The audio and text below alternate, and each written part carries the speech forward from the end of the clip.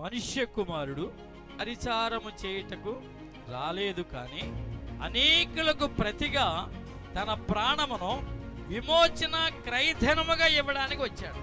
అంటే విమోచించాలి, దానికి కావలసిన పెనాల్టీ దేవుడు చెల్లిస్తాడు.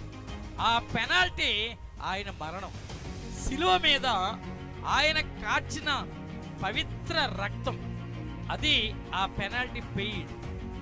నీవు విమోచించబడాలి.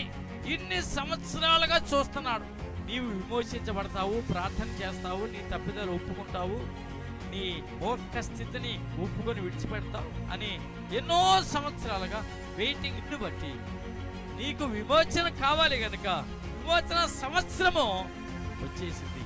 ఈ సంవత్సరమైనా నీవు విమోచించబడవు, ఈ సంవత్సరమైనా నువ్వు మారు మనసు పొందు.